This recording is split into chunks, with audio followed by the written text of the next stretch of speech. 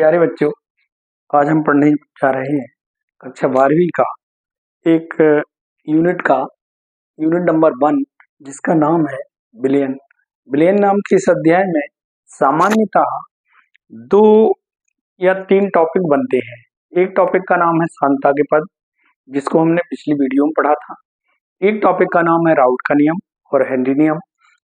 तीसरे टॉपिक का नाम है अणु सांख्य गुणधर्म, जो हम आगे पढ़ेंगे। आज हम पढ़ने जा रहे हैं बिलियन नाम के टॉपिक में राउल्ट का नियम। राउल्ट क्या कहता है? राउल्ट ये कहता है स्थिर ताप पर या निश्चित ताप पर स्थिर ताप पर किसी अवाष्पशील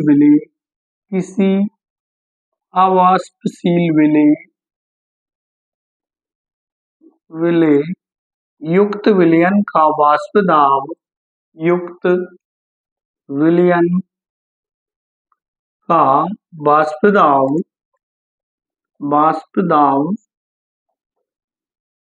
विलायक के मूल अंश के समानुपाती होता है। विलायक के मूल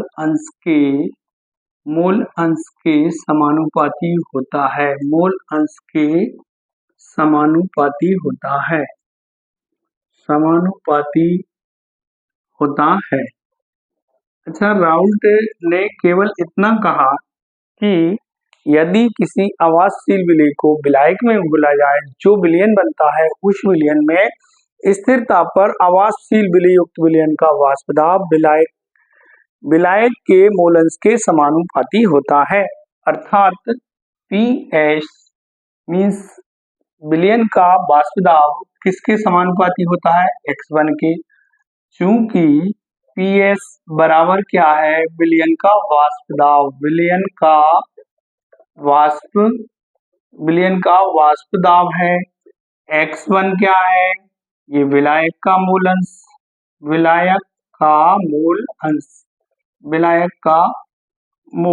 अंश ये कहा है। अगर हम PS को बराबर में लाएं तो P नॉट इंटू x1 हो जाएगा। P नॉट क्या है? P नॉट बराबर शुद्ध विलायक या विलायक का वाष्प दाब। विलायक का वाष्प दाब है। यदि N1 बराबर विलेय हो और N2 बराबर विलायक हो तो मूल अंश बराबर क्या होगा? मूल अंश अर्थात x1 बराबर, ये हो गया समीकरण नंबर 1, बराबर हो जाएगा N2 अपान N1 प्लस N2। इस मान को समीकरण 1 में रखने पर हमने क्या किया? हमने इस मान को समीकरण 1 में रख दिया तो क्या आया? PS अपॉन P नॉट बराबर N1 N2 upon N1 plus N2। दोनों अब क्या करेंगे? दोनों पक्षों को 1 में से घटाने पर दोनों पक्षों में क्या घटा देंगे? हम 1 घटा देंगे तो क्या हो जाएगा? देखो 1 minus PS upon P not बराबर 1 minus N2 upon N1 plus N2। अब क्या इसका मान आएगा? P not minus PS upon P not बराबर N1 upon N1 plus N2। चूंकि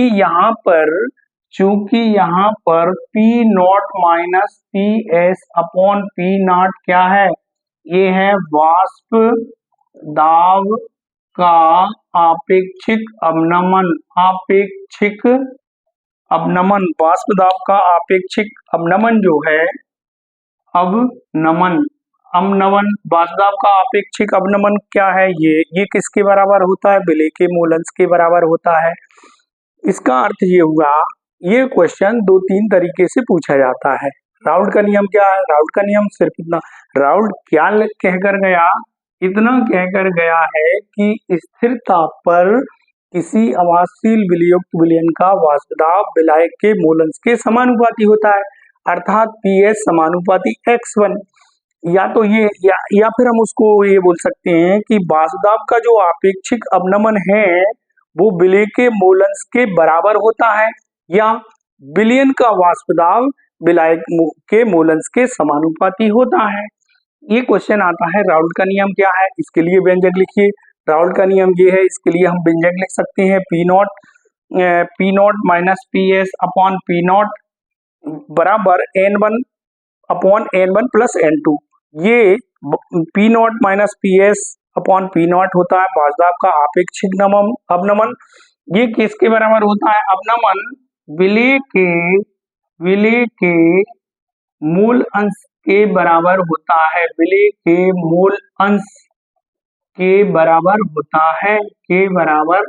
होता है। ये क्वेश्चन आता है, सिद्ध करो कि वाष्प दाब का आपेक्षिक अवनमन विलय के मूल अंश के बराबर होता है।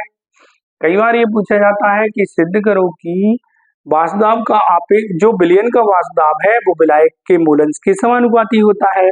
राउल्ट का नियम आता है तो केवल नियम लिखना है और इसके लिए व्यंजक लिखना है। बच्चों एक क्वेश्चन और पूछा जाता है इससे कि राउल्ट का नियम क्या है, इस नियम की सहायता से किसी विलय का आणविक द्रव्यमान किस प्रकार निकाला जा सकता है।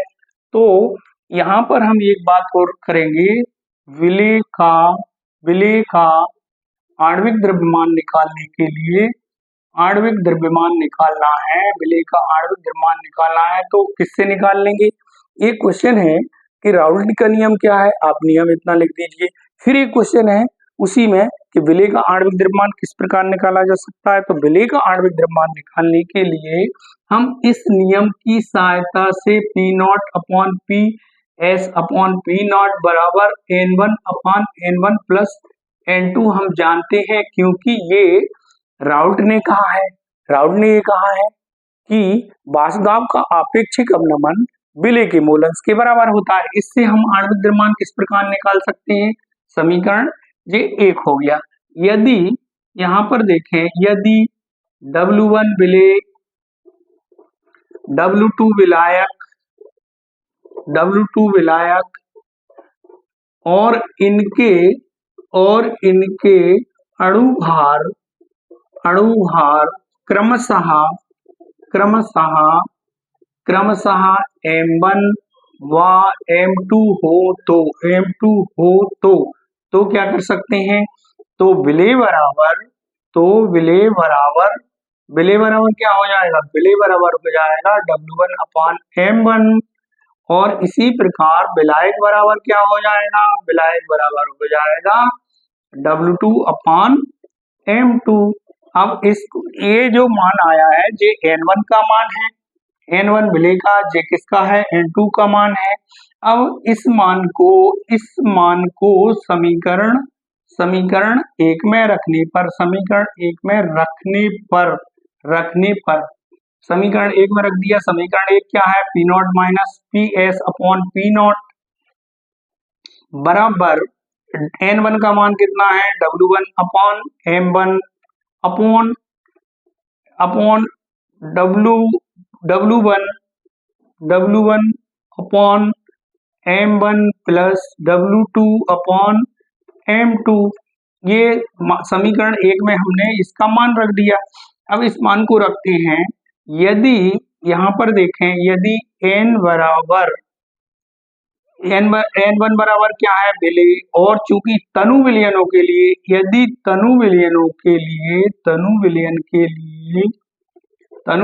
के लिए N1 बराबर नगण्य, जैसे मान लो ये होता है कि तनु विलयन रहता है उसमें विलय की मात्रा कम होती है, अगर विलय की मात्रा कम है विलयन में तो वो नगण्य माना जा सकता है। अतः नगण्य है तो क्या हो सकता है, P not minus PS upon P not बराबर N1 अपॉन N2। क्योंकि जो N1 का मान है वो नगण्य है। अब इससे हम इस मान को रखें तो आ जाएगा P not minus P S upon P not बराबर हो जाएगा W1 अपॉन M1 और इसी प्रकार W2 अपॉन M2। इसको हम लिख सकते हैं P not minus P S upon P not बराबर हो जाएगा W1 इंटू M2 और W2 इंटू M1। यदि हमें यहाँ पर देखो इस सूत्र की सहायता